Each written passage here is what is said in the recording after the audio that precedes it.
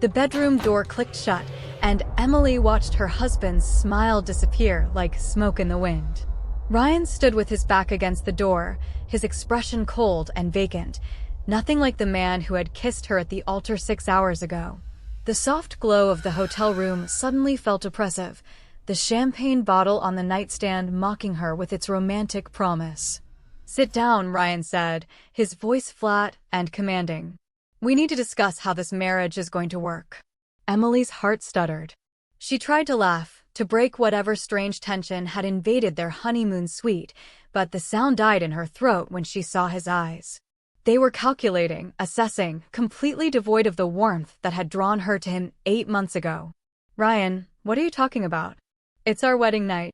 She reached for his hand, but he pulled away sharply. "Exactly. Which makes this the perfect time to establish expectations." He loosened his tie with deliberate slowness, never breaking eye contact. "You're my wife now. That means certain things are going to change." The champagne Emily had drunk earlier turned to acid in her stomach. This couldn't be happening. Not tonight. Not ever. But something in Ryan's posture, in the way he towered over her with calculated authority, told her this was very real. If you're watching this story, please hit that subscribe button. You won't believe what happens next, and you'll want to stay until the very end. Trust me on this. 3 months earlier, Emily Parker had been convinced she'd found her soulmate. Ryan had walked into the marketing firm where she worked as a junior designer, tall and confident in his tailored suit, looking for someone to handle his company's rebranding. Their eyes met across the conference room, and Emily felt that rare spark people write songs about. He asked her to dinner that same week. Then another dinner. Then weekend trips to wine country, walks along the beach at sunset, late-night conversations about dreams and futures. Ryan listened when she talked about wanting to open her own design studio someday. He seemed genuinely interested in her thoughts, her ambitions, her quirky love for vintage bookstores and jazz music. "You're different from other women I've dated," he told her on their 2-month anniversary, holding her hand across a candlelit table. "You're genuine. Kind. The type of woman I could build a life with." Emily's best friend Madison had reservations from the start. "He's moving really fast, Em.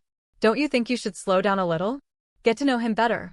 But Emily was floating too high to listen to caution. Ryan was successful, running his own consulting firm. He was attentive, showering her with flowers and thoughtful gifts. He integrated her into his life seamlessly, introducing her to his parents within weeks, talking about marriage before they'd even hit the 3-month mark. "When you know," he said, presenting her with a stunning diamond ring at a family dinner. "Why wait when we're perfect for each other?" Emily's mother cried happy tears. Her father shook Ryan's hand with approval. Madison smiled and hugged her, though Emily noticed the concern never quite left her friend's eyes. But Emily pushed those observations aside, caught up in the whirlwind of wedding planning, dress fittings, venue bookings, and the intoxicating feeling of being chosen by someone like Ryan Parker. The wedding had been perfect. 200 guests at a vineyard estate, string quartet playing as Emily walked down the aisle, Ryan's eyes glistening with what she thought were tears of joy. Her father had whispered, "You sure about this, sweetheart?" right before giving her away, and Emily had nodded enthusiastically. Of course she was sure. This was the beginning of her happily ever after. Now, standing in the honeymoon suite with her husband's cold eyes boring into her, Emily realized she didn't know Ryan Parker at all. "First rule," Ryan continued, counting on his fingers like he was outlining a business strategy. "You'll quit your job. I make enough money for both of us, and I need you available. Available for me, for my family, for whatever I require." Emily's mouth went dry. "Ryan, I love my job. We never discussed me quitting. I'm up for a promotion next month." His laugh was sharp and humorless. "Emily, you're not understanding me. This isn't a discussion. This is me telling you how things are going to be. You're Mrs. Parker now. Your little design hobby was cute when we were dating, but it's time to focus on being a proper wife." "A proper wife?" Emily's voice cracked. "What does that even mean?" "It means you'll maintain our home. You'll be available when I need you. You'll dress appropriately, represent me well at social functions, and stop wasting time with those friends of yours who put nonsense ideas in your head." He sat on the edge of the bed, removing his cufflinks with practiced ease. "Especially Madison. I never liked her influence on you." Emily felt the room tilting. This couldn't be the same man who'd promised to support her dreams, who'd said he loved her independent spirit. "You can't be serious. You're talking about me like I'm some kind of possession." Ryan stood abruptly, crossing the space between them in 2 strides. He didn't touch her, but his proximity was threatening enough. "You're mine, Emily. That's what marriage means. You signed up for this when you said I do. Now you're going to learn what that commitment actually entails." Emily backed toward the bathroom, her wedding dress rustling around her legs, suddenly feeling less like a symbol of joy and more like a prison costume. "I need a minute. I need to think." "There's nothing to think about," Ryan called after her. "This is your life now. The sooner you accept it, the easier things will be."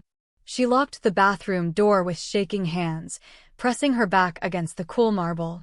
Her reflection in the mirror showed a stranger, mascara beginning to smudge, lips trembling, eyes wide with the dawning realization of a terrible mistake. The beautiful updo her hairstylist had spent hours perfecting suddenly felt like a weight pulling her down. Emily sank onto the closed toilet lid, mind racing through every interaction with Ryan, searching for the signs she'd missed. They were there, she realized now. Small moments she dismissed as protectiveness or passion. The way he'd discouraged her from going to Madison's birthday party, claiming he'd planned a special evening instead. How he'd criticized her outfit choices, always with a smile, suggesting she'd look better in something more conservative. The time he'd shown up unannounced at her office, saying he'd been in the neighborhood, though his firm was across town. She'd interpreted these as signs of his devotion, his desire to be close to her. Now they revealed themselves as what they truly were. Control. Testing boundaries. Seeing how far he could push before she pushed back. Emily pulled out her phone, fingers hovering over Madison's contact. But it was past midnight, and what would she even say? That her marriage was a nightmare 6 hours in? That she'd made the biggest mistake of her life in front of 200 witnesses? That the man sleeping in the next room was a stranger wearing her husband's face? She whispered to her reflection, "I need a plan." Before you keep watching, hit that like button if you're as shocked as Emily was. And drop a comment telling me what you would do in her situation. Would you leave immediately or try to fix things? Let me know below. Emily didn't sleep that night. She changed out of her wedding dress in the bathroom, hanging it carefully on the back of the door like it might shatter if handled roughly. When she finally emerged in her nightgown, Ryan was already asleep, or pretending to be, his back turned toward her side of the bed. She lay rigid beneath the covers, watching the city lights filter through the curtains, listening to her husband's steady breathing, and feeling more alone than she'd ever felt in her life. This wasn't how newlyweds were supposed to spend their first night together. This wasn't how love was supposed to feel. Morning brought no relief. Ryan woke cheerful and attentive, kissing her forehead like the previous night's conversation had never happened. "Good morning, beautiful. How did you sleep?" Emily stared at him, searching for the cold stranger from midnight, but found only the charming man she'd fallen for. "Ryan, about last night. We need to talk about what you said." His expression shifted subtly, a hardness entering his eyes even as his smile remained fixed. "I meant every word, Emily. But we can discuss the details later. Right now, we have a flight to Bali to catch. Let's enjoy our honeymoon, and when we get home, we'll start our new life together properly." The 2 weeks in Bali were surreal. Ryan was attentive and romantic in public, taking her to beautiful beaches and expensive restaurants, posing for photos that he immediately posted to social media with captions about his beautiful bride and their perfect life. But in their private villa, the mask would slip. He'd critique how she spent her day, question why she'd taken so long at the spa, suggest she eat less at dinner because the camera adds pounds. "I'm just looking out for you," he'd say with that smile that no longer reached his eyes. "You want to look your best, don't you?" Emily found herself walking on eggshells, monitoring her words and actions, trying to anticipate what might trigger his displeasure. She told herself it was just adjustment period jitters, that all newlyweds went through rough patches, that surely once they settled into normal life, things would improve. They didn't improve. Back home in Seattle, Ryan's expectations crystallized into non-negotiable demands. He insisted Emily submit her resignation, and when she hesitated, he created a scene at dinner with his parents, painting her career aspirations as selfish and inconsiderate of their family plans. Emily wants to keep working, he told his mother with feigned sadness. Even though we've talked about starting a family soon, I don't understand why my career isn't enough for both of us. Ryan's mother, Patricia, a stern woman who'd never worked outside the home, nodded sympathetically. Marriage requires sacrifice, dear. Especially from the wife. Ryan's father built his business while I managed everything else. That's how successful marriages work. Emily felt trapped in a time warp, surrounded by people who viewed her as an accessory to Ryan's life, rather than a person with her own dreams. But with her new husband and his parents all staring at her expectantly, she heard herself saying, "You're right. I'll talk to my boss tomorrow." Madison's reaction was explosive when Emily told her over coffee the next day. "Are you insane? You worked so hard for that position. And what about opening your own studio? That was your dream." "Dreams change," Emily said weakly, stirring her latte without drinking it. "Ryan's right that we can't both be focused on careers if we want to start a family." "Do you want to start a family right now?" Madison leaned forward intently. "Or is this what Ryan wants?" Emily couldn't meet her friend's eyes. "It's what we both want." "Bullshit." Madison grabbed her hand. Listen to me. I've known you since college. This isn't you talking. What happened on your wedding night? You've been different since you got back from Bali." For a moment, Emily almost told her everything. Almost broke down and confessed that she'd made a horrible mistake, that she was scared, that she didn't recognize her own life anymore. But Ryan's words echoed in her mind. "Stop wasting time with those friends who put nonsense ideas in your head. Nothing happened. I'm just growing up, Mads.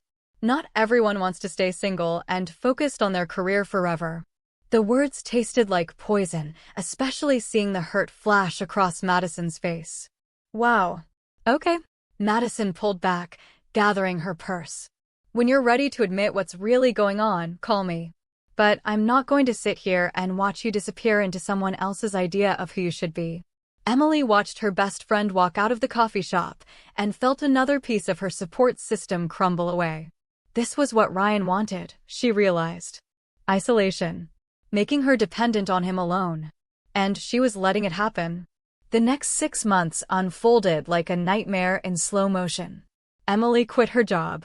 Ryan insisted they move to a house in a wealthy suburb where he'd grown up, away from her old neighborhood and friends. He opened a joint bank account but never gave her access to online banking, instead providing her with a weekly allowance for groceries and household expenses. "You don't need to worry about money," he'd say whenever she questioned the arrangement. "That's my job." "Your job is managing our home." But managing their home meant following Ryan's exacting standards. He wanted dinner at 6:30 sharp, prepared from recipes his mother provided.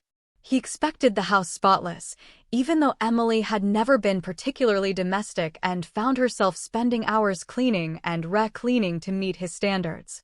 He controlled what she wore, gradually replacing her wardrobe with conservative dresses and modest outfits that made her feel like someone's grandmother. "You're a married woman now," he'd say, removing items from her shopping cart. "These clothes are too young for you. Too attention-seeking." Emily was 28 years old, but Ryan dressed her like she was 50. When she protested, he'd turn it into a referendum on her respect for him and their marriage. "Why are you fighting me on this? Do you want other men looking at you? Because that's what wearing that says about you." The verbal abuse escalated gradually enough that Emily didn't recognize it as abuse at first. Ryan criticized everything. Her cooking was too bland or too spicy. Her cleaning wasn't thorough enough. She wasn't friendly enough with his colleagues' wives at company functions, or she was too friendly and embarrassing him. She gained 5 pounds, and he suggested she was letting herself go. She lost the weight, and he accused her of not eating the meals she cooked for him. There was no winning. Emily began to feel like she was losing her mind, constantly second-guessing herself, walking on eggshells, trying desperately to anticipate Ryan's moods and avoid his displeasure. The worst part was that he never yelled, never called her names. He maintained a veneer of civility even while shredding her self-esteem piece by piece. "I'm only trying to help you be better," he'd say after reducing her to tears over some minor infraction. "Don't be so sensitive. You know I love you." Emily stopped calling Madison after her friends' increasingly worried texts went unanswered. She stopped responding to invitations from her former coworkers. She stopped sketching in the design notebooks she'd once filled with creative ideas. Slowly, methodically, Emily Parker disappeared, replaced by a hollow-eyed woman who lived only to serve her husband's whims and avoid his criticism. Then, 3 months into this nightmare, Emily discovered she was pregnant. She stared at the positive pregnancy test in the bathroom, feeling a complicated rush of emotions. Fear dominated. How could she bring a child into this situation? But beneath the fear lurked something else. A tiny spark of determination she'd thought Ryan had extinguished completely. This baby would give her purpose beyond managing Ryan's expectations. This baby would be someone who needed her, someone she could love unconditionally. And this baby deserved better than to grow up watching their father treat their mother like property. Emily hid the test at the bottom of the bathroom trash, needing time to process before telling Ryan. She spent the afternoon researching, something she'd stopped doing for fear of Ryan monitoring her internet history. But this was important enough to risk it. She read articles about domestic abuse, emotional manipulation, and coercive control. With each paragraph, her situation became clearer. She was in an abusive marriage. The signs were textbook. Isolation from friends and family. Financial control. Constant criticism. Unrealistic expectations. The gradual erosion of her identity and autonomy. Ryan hadn't hit her, but he didn't need to. He was destroying her in more subtle, insidious ways. Emily cleared her browser history with shaking hands, mind racing. If she left now while pregnant, where would she go? She had no income, no savings of her own, no job prospects after a 6-month gap in her resume. Ryan would fight for custody, and he had money for expensive lawyers. His family was connected and respected in their community. Who would believe her claims of abuse when Ryan was so charming in public? But if she stayed, what kind of life would her child have? What lessons would they learn watching their parents' marriage? That love looked like control? That relationships meant one person dominating another? That it was normal to walk on eggshells around someone who claimed to love you?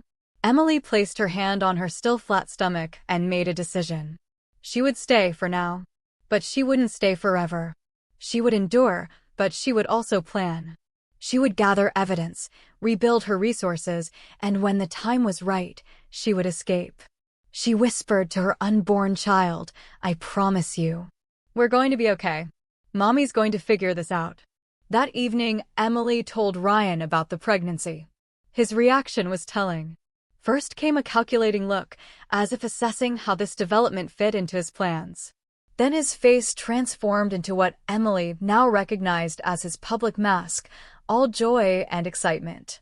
"That's wonderful, sweetheart." He pulled her into a hug that felt more possessive than celebratory. "My mother will be thrilled. We should tell my parents this weekend." Not our parents. Just his. Emily's parents lived across the country in North Carolina, and Ryan had gradually discouraged her from visiting them or inviting them to visit, claiming his work schedule made travel complicated and house guests stressful. "I'd like to call my mom first," Emily said carefully. "Tell her before we make a big announcement." Ryan's expression clouded. "My parents should hear first. They live here. They'll be involved in the baby's life. Your parents can find out after." Emily wanted to argue, wanted to insist on calling her mother first, but she was learning to pick her battles. She nodded, already mentally composing the email she'd send her parents later, when Ryan was asleep or at work. The pregnancy became another tool for Ryan's control. He monitored what Emily ate, criticizing her food choices and insisting she follow his mother's nutritional advice from 30 years ago. He forbade her from leaving the house without telling him exactly where she was going and how long she'd be gone. He used the baby as justification for every new restriction. "You need to be careful in your condition," he'd say when Emily suggested going for a walk alone. "What if something happened? I'm just protecting you and our child." But Emily had started fighting back in small, secret ways. She created an email account Ryan didn't know about.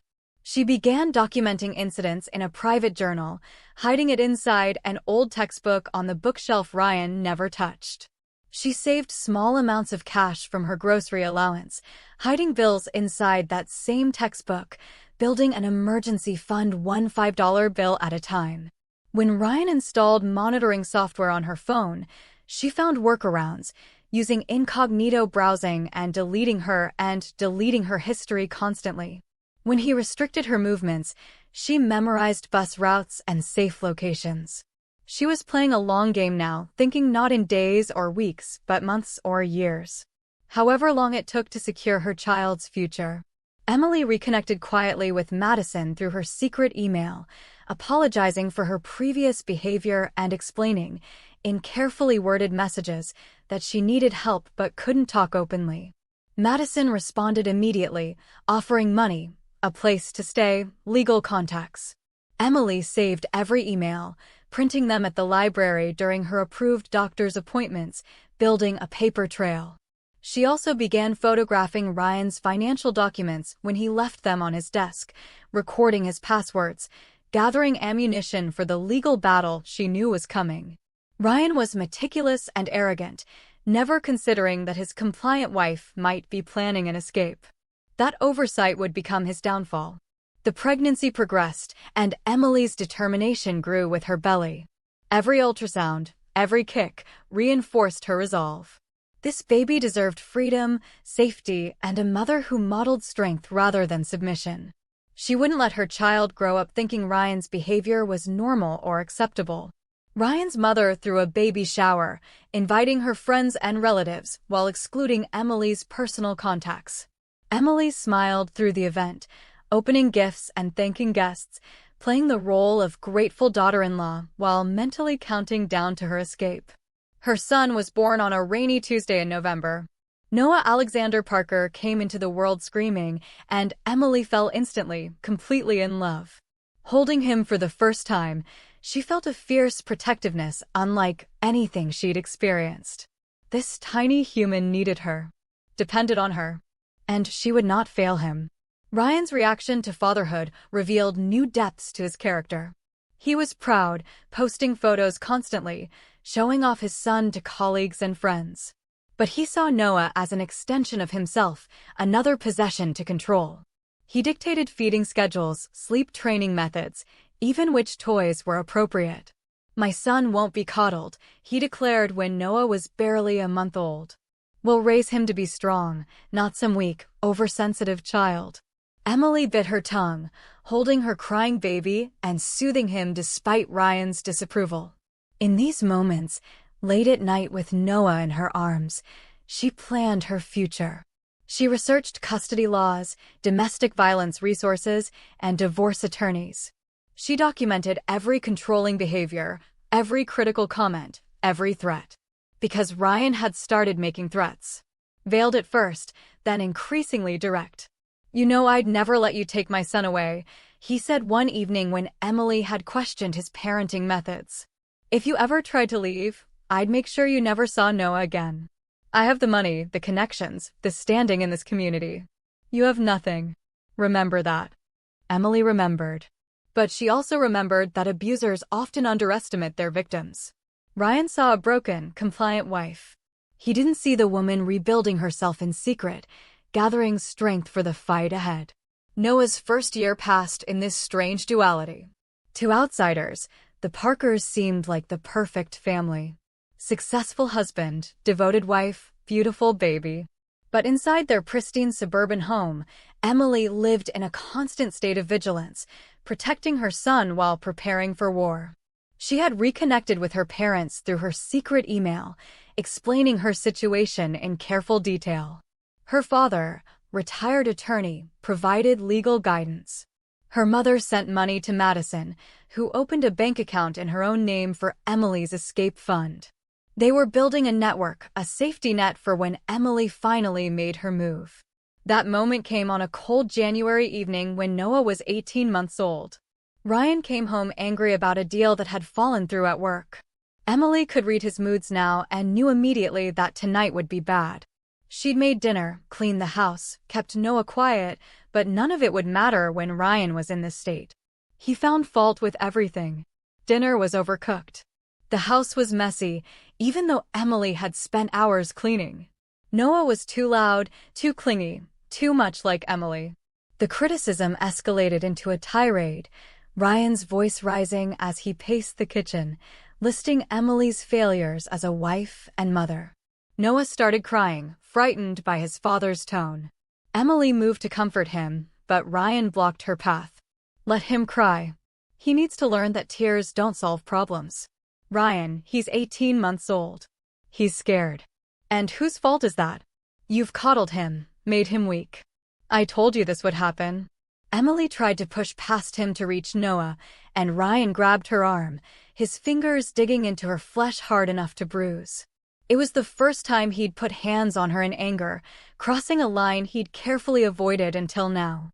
Let go of me, Emily said quietly, looking directly into his eyes. Something in her tone gave Ryan pause. He released her arm, stepping back, his expression shifting from anger to something calculating. He'd revealed too much, lost control in a way he usually avoided. For just a moment, Emily saw fear flash across his face. She picked up Noah, holding him close, feeling his heart racing against hers. Her son had witnessed his father's violence, had seen his mother grabbed and intimidated. That single moment crystallized everything. This ends now, Emily whispered to Noah, pressing her lips to his soft hair. Mama's going to keep you safe. That night, after Ryan went to bed, Emily executed the plan she'd been preparing for over a year. She packed 2 bags with essentials, grabbed the documents she'd been hiding, and took the emergency cash from her secret stash. She left behind almost everything she owned, everything she cared about except Noah. Madison arrived at 2 in the morning, parked down the street with the engine running. Emily walked out of her marriage carrying her sleeping son, 2 bags, and her freedom. She didn't look back at the house, didn't second-guess her decision. Every step toward Madison's car was a step toward a new life. You did it, Madison whispered, helping buckle Noah into the borrowed car seat. I'm so proud of you. Emily climbed into the passenger seat, hands shaking with adrenaline and fear and relief. This is just the beginning. He's not going to let us go easily. She was right. Ryan discovered them missing at dawn and immediately began a campaign to regain control. He called Emily's phone dozens of times, leaving messages that alternated between apologetic and threatening. He contacted Emily's parents, claiming she'd had a mental breakdown and stolen his son. He hired a private investigator to locate them. But Emily had prepared for this too.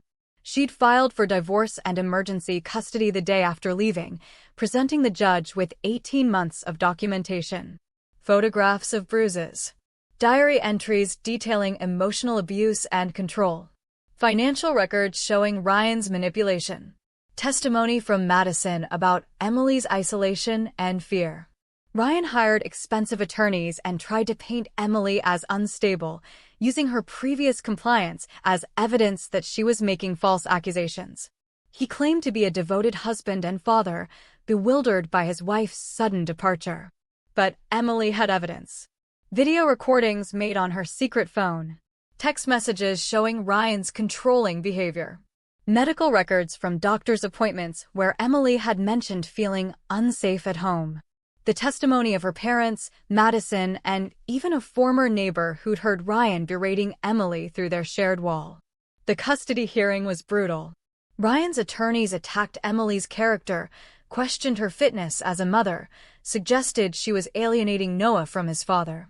Emily sat through hours of testimony designed to break her spirit and make her doubt herself. But she'd already survived worse. Ryan had spent 2 years trying to destroy her sense of self-worth, and she'd rebuilt it piece by piece in secret.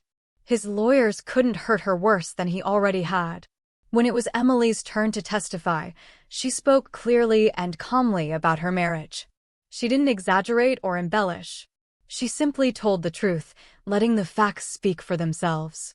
She described the wedding night revelation, the gradual escalation of control, the financial manipulation, the isolation from friends and family, the constant criticism, and finally, the physical violence. "I stayed because I was afraid," Emily told the judge. "Afraid of being alone, afraid of failing, afraid Ryan would take my son away if I left. But I realized that staying was teaching Noah that this kind of relationship is normal. That it's acceptable for someone who claims to love you to control and diminish you. I left because I love my son enough to show him what courage looks like." The judge reviewed the evidence carefully. Ryan's attorneys argued that isolated incidents had been taken out of context, that Emily was vindictive and manipulative. But the pattern was too clear, the documentation too thorough. The judge ruled in Emily's favor, granting her primary custody with Ryan receiving supervised visitation until he completed domestic violence counseling. Ryan's face as the verdict was read showed naked fury. He'd been certain his money and influence would win. He'd underestimated Emily, written her off as too broken to fight back. That miscalculation cost him everything he'd used to control her. "This marriage ended the night it began," Emily said to him outside the courtroom, Madison standing protectively beside her. "You spent 2 years trying to break me, Ryan. Instead, you just taught me how strong I really am." She walked away from him for the last time, carrying Noah, leaving Ryan standing alone with his lawyers and his shattered illusions of control. If you've made it this far, please hit that subscribe button and turn on notifications.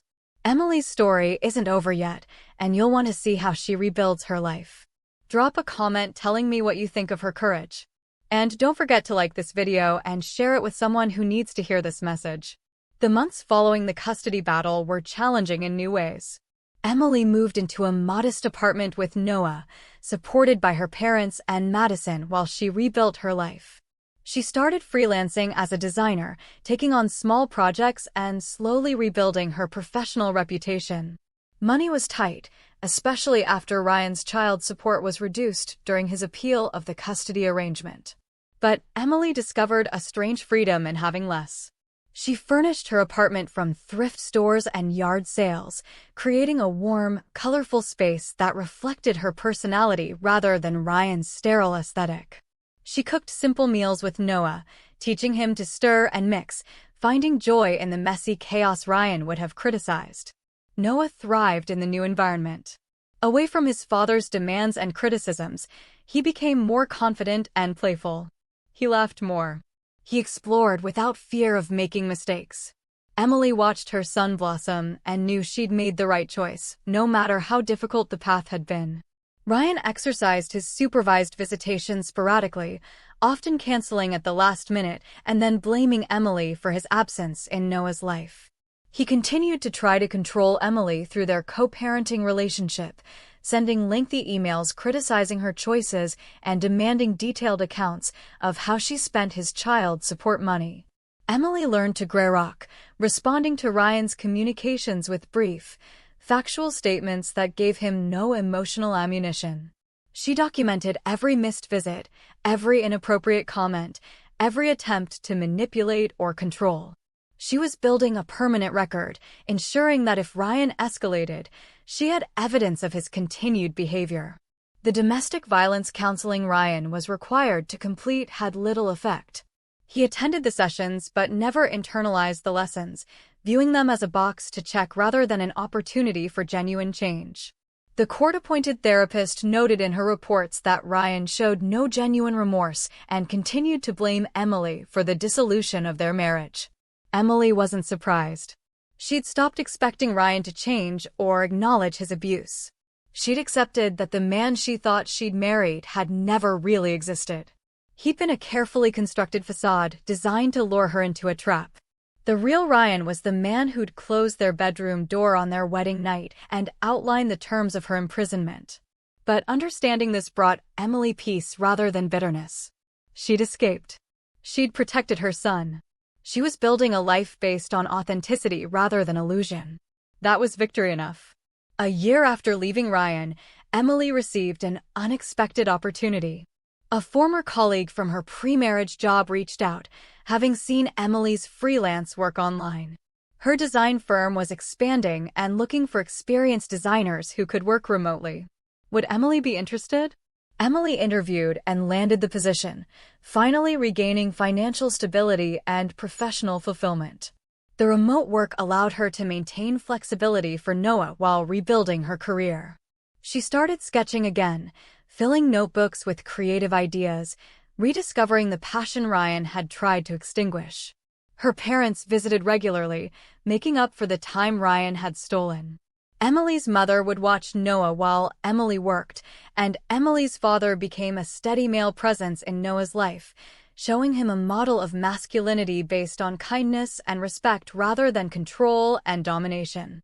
Madison remained Emily's closest friend and fiercest supporter, celebrating every milestone in Emily's recovery. They'd often sit together after Noah went to bed, sharing wine and conversation, and Madison would remind Emily how far she'd come. "Do you remember that day in the coffee shop when you told me you were quitting your job?" Madison asked one evening. "I was so scared for you. I knew something was wrong, but I didn't know how to reach you." Emily squeezed her friend's hand. "I was drowning, and I couldn't even admit it to myself. Ryan had convinced me that his control was love, that his criticism was him helping me improve. It took getting pregnant and realizing I was bringing a child into that situation to wake me up." "You saved yourself," Madison said firmly. "You made a plan, gathered evidence, and executed a clean escape.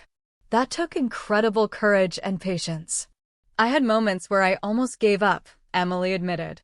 "Times when leaving seemed impossible, when I thought maybe I was overreacting, maybe I should try harder to make him happy. But then I'd look at Noah and know I couldn't model that kind of life for him." As Noah's third birthday approached, Emily reflected on how much had changed in the 2 years since she'd walked out of her marriage. She'd rebuilt her career, reestablished her relationships, and most importantly, rediscovered herself. The woman who'd locked herself in a bathroom on her wedding night, broken and terrified, seemed like a different person now.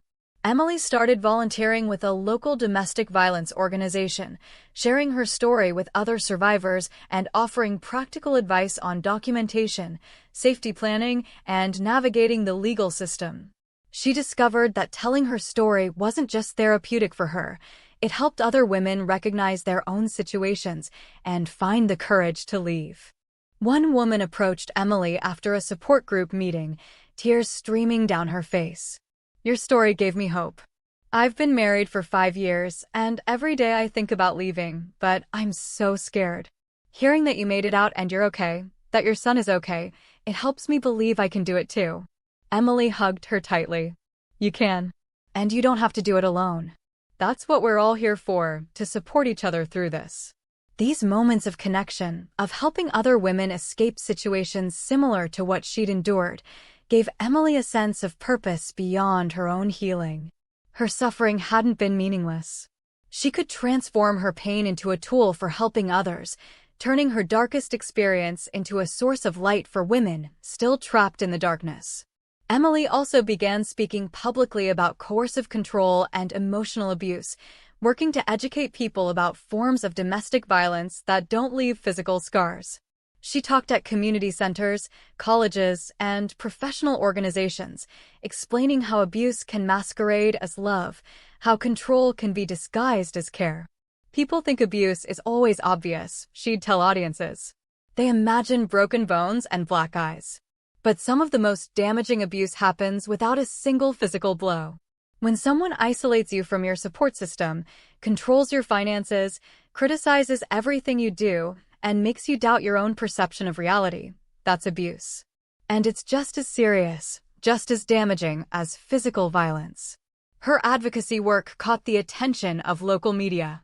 Emily did several interviews, telling her story and using her platform to raise awareness about domestic violence resources. Ryan hated the attention, sending angry emails accusing Emily of publicly humiliating him and poisoning Noah against him. Emily didn't respond to the accusations. She simply forwarded the emails to her attorney and continued her work. Ryan's opinion no longer had power over her. He'd lost the ability to make her doubt herself, to make her small, to make her disappear. She'd reclaimed her voice, and she intended to use it. Noah started preschool, and Emily watched him interact with other children without the anxiety and fear that had marked his early life in Ryan's house. Her son was confident, creative, and kind. He shared his toys, used his words to express his feelings, and approached new situations with curiosity rather than fear. "You're doing an amazing job with him," Noah's teacher told Emily at a parent-teacher conference. "He's such a well-adjusted, happy child. You should be proud." Emily was proud. Despite everything Ryan had tried to do to control and limit them, Noah was thriving. That was the ultimate victory, the final proof that leaving had been the right choice. On the second anniversary of leaving Ryan, Emily took Noah to the beach. They built sandcastles, collected shells, and chased waves as the sun set over the Pacific. Noah laughed, his face bright with joy, completely secure in his mother's love. Emily pulled out her phone and took a photo, not to post on social media or prove anything to anyone, but simply to capture this moment of pure happiness. This was the life she'd fought for. This freedom, this peace, this authentic joy. That evening, after putting Noah to bed, Emily sat down at her laptop and began writing. She'd been thinking about turning her experience into a longer narrative, maybe a book that could reach more women than her speaking engagements ever could. Words flowed onto the screen, raw and honest and true. She wrote about the wedding night revelation, about the slow erosion of her identity, about the fear and isolation and desperation. But she also wrote about the secret planning, the quiet rebellion, the steady accumulation of courage. She wrote about walking out with Noah in her arms, about facing Ryan in court, about the hard work of rebuilding. Most importantly, she wrote about transformation, about how surviving abuse hadn't just damaged her, it had also revealed strengths she hadn't known she possessed.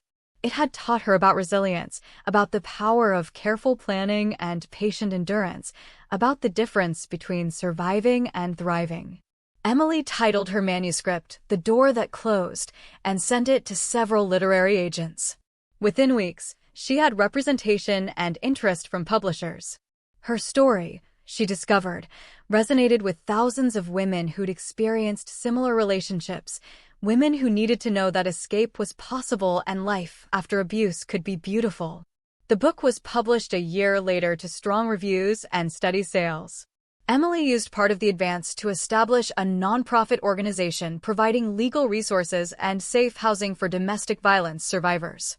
She named it Noah's Hope, after the son who'd given her the courage to leave and the motivation to keep fighting. Ryan tried to sue her for defamation, claiming the book damaged his reputation. His lawsuit failed. Emily had documented everything meticulously, and truth is an absolute defense against defamation claims. The lawsuit only drew more attention to the book and Emily's advocacy work.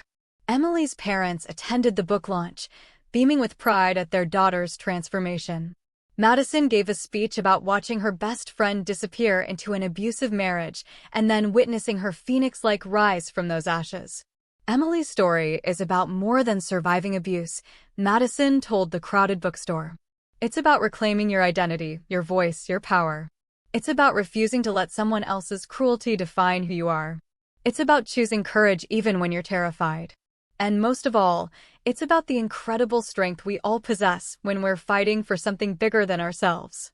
Noah, now 5 years old, sat in the front row with Emily's parents, not fully understanding why his mother was being celebrated, but proud nonetheless. After the event, he hugged Emily tightly. "Mama, everyone thinks you're really brave." Emily knelt down to his level, looking into her son's eyes. "You know what made me brave, Noah? You did. I was scared for a long time, but I knew I had to keep you safe. Love makes us brave." As Noah grew older, Emily knew she'd have to explain more about why he didn't live with both parents, why his father only saw him occasionally under supervision. She dreaded those conversations, but also trusted that Noah would understand. She would tell him age-appropriate truths, never bashing Ryan, but never pretending their situation was normal or healthy. For now, though, she focused on building a stable, loving environment where Noah could grow up understanding that relationships should be based on mutual respect, that love doesn't hurt, and that both men and women deserve to be treated with dignity and kindness. Emily's nonprofit grew, helping hundreds of women and children escape abusive situations. She hired staff, trained volunteers, and worked with legislators to strengthen domestic violence laws, particularly around coercive control and emotional abuse.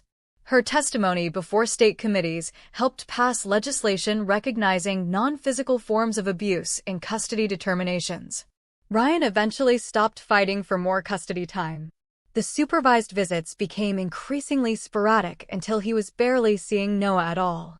Emily documented his absence, but didn't force the issue. She couldn't make Ryan be a good father, and she wouldn't subject Noah to someone who saw him as a possession rather than a person.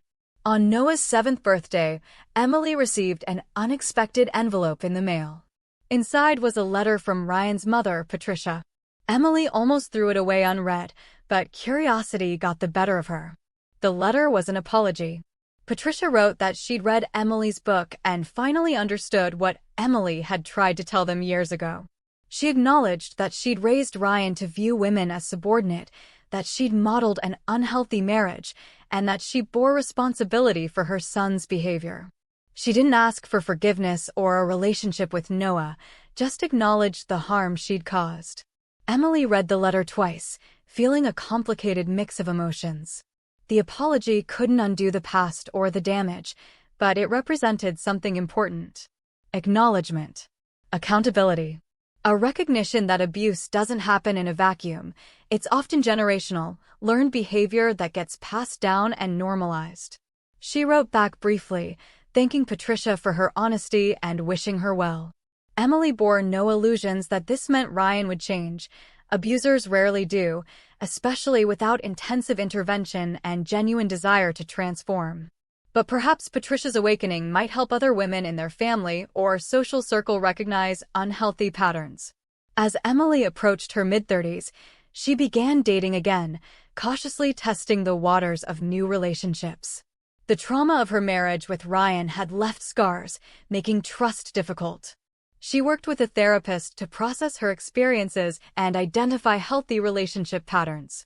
She went on dates that went nowhere, met men who displayed red flags she now recognized immediately, and learned to walk away without guilt or second-guessing.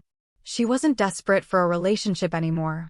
She had a full life, meaningful work, amazing friends, and her son. A partner would be a bonus, not a necessity.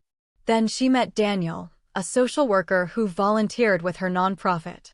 He was patient, kind, and genuinely interested in her work. He'd also grown up in a household with domestic violence, which gave him a deep understanding of trauma and recovery. Their relationship developed slowly, built on honest communication and mutual respect. Daniel never pushed for more than Emily was ready to give. He met Noah carefully, taking his cues from Emily about appropriate involvement. He treated Emily as an equal partner, making decisions together rather than imposing his preferences. "This is what it should feel like," Madison said, watching Daniel and Emily together at a dinner party. Partnership, not ownership. Emily smiled, feeling a contentment she'd never experienced with Ryan. "It's so different. With Ryan, I was constantly vigilant, trying to anticipate his moods and avoid his criticism. With Daniel, I can just be myself. That feeling of safety, of being fully accepted, it's incredible." She learned that real love doesn't require you to become smaller. It doesn't criticize or control or diminish. Real love celebrates who you are, supports your dreams, and treats you with consistent kindness and respect. The contrast between her marriage with Ryan and her relationship with Daniel illustrated just how distorted her understanding of love had been. On the 10th anniversary of her wedding to Ryan and the 8th anniversary of leaving him, Emily organized a major fundraising gala for Noah's Hope. The organization has helped over 2,000 women and children escape abusive situations, providing legal assistance, safe housing, counseling, and job training. Standing at the podium to address the donors and supporters, Emily looked out at the crowd. Madison was there, of course, along with Emily's parents.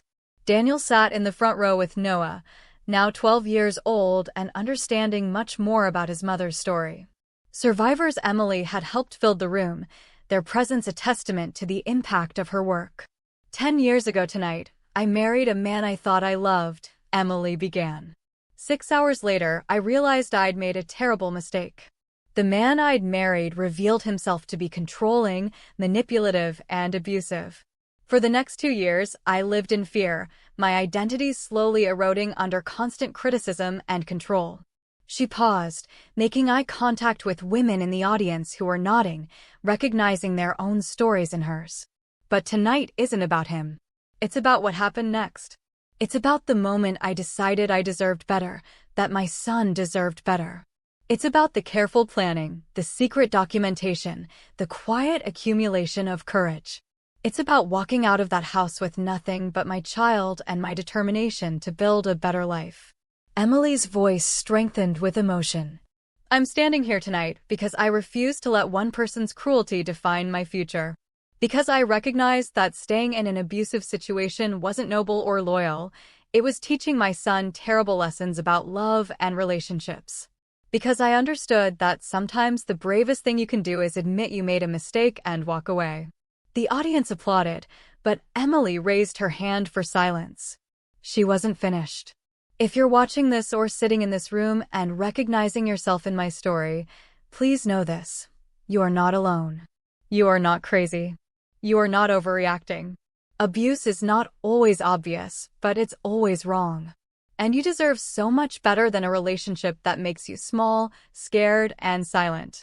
Tears streamed down faces throughout the audience. Women clutched hands, finding solidarity and strength in shared experience. Leaving is hard. It's scary. It requires planning and support and courage you might not think you have. But I promise you that courage is inside you. You are so much stronger than you know. And when you're ready, there are people and organizations ready to help you take that first step toward freedom. Emily concluded her speech with the message she'd been sharing for years, the truth she'd learned through the hardest experience of her life. You don't have to stay. You don't have to endure. You don't have to sacrifice your well-being for someone who doesn't respect it. And most importantly, leaving doesn't mean you failed. It means you valued yourself enough to choose freedom over captivity, authenticity over performance, and hope over despair. The standing ovation lasted several minutes. Emily stepped down from the podium into Daniel's embrace, then hugged Noah tightly. Her son whispered, "I'm proud of you, Mom." Those 4 words meant more than any award or recognition ever could. Emily had broken a cycle, protected her child, and built something meaningful from her suffering. She'd transformed trauma into purpose, pain into power, victimhood into advocacy. This was the life she'd fought for. This freedom to speak her truth, to help others find their own courage, to raise her son in a home filled with love and respect rather than fear and control. This was what it looked like to not just survive abuse, but to thrive in its aftermath. Ryan existed somewhere in the background of their lives, a cautionary tale and a reminder of everything Emily had overcome. He'd remarried, Emily had heard through the legal grapevine, and she hoped his new wife would fare better than she had. But she didn't spend energy worrying about it. Ryan was no longer her concern, no longer her responsibility, no longer someone who had any power over her life. Emily Parker had reclaimed herself.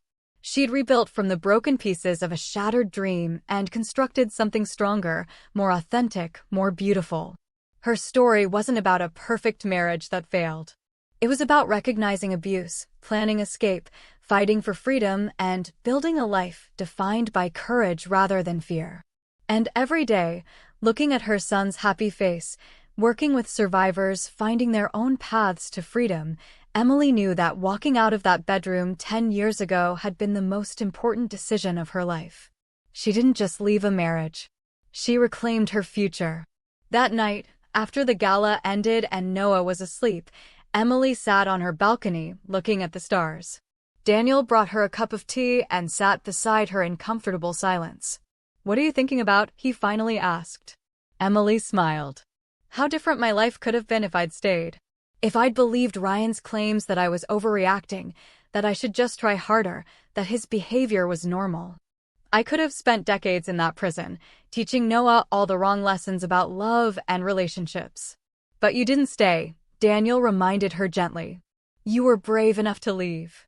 "I was desperate enough to leave," Emily corrected. "Brave came later, in the courtroom, in the support groups, in the decision to turn my pain into something useful. On that first night walking out, I was just scared and determined." Daniel took her hand. "Sometimes that's what bravery looks like. Being terrified and doing it anyway." Emily nodded, thinking about all the women who'd reached out to her over the years, asking how she'd found the courage to leave. She always told them the same thing: courage isn't a feeling you wait for. It's a choice you make despite the fear. Before you go, I want to ask you to do 3 things. First, subscribe to this channel and hit that notification bell. These stories matter, and I share them to help people recognize abuse and find the courage to escape. Second, share this video with someone who might need to hear it. You never know who in your life might be suffering in silence. And third, leave a comment. Tell me what you thought of Emily's story. Tell me about your own experiences if you're comfortable. Emily's story is one of millions. Every day, people are living in situations like the one she escaped. They're making excuses, hoping things will improve, believing they have no options. But they do have options. There are resources, organizations, people who understand and want to help. Emily Parker didn't just survive abuse. She transformed it into purpose, became an advocate, and helped thousands of other women find their own paths to freedom. Her story reminds us that no matter how trapped we feel, no matter how impossible escape seems, there's always hope. There's always a way forward. She didn't just leave a marriage. She reclaimed her life. And so can you. Thank you for watching. Remember to subscribe, like, and share. And remember Emily's most important message: you deserve respect, safety, and love. Never settle for less. Your future self will thank you for the courage you show today. Stay strong, stay safe, and never forget how powerful you truly are.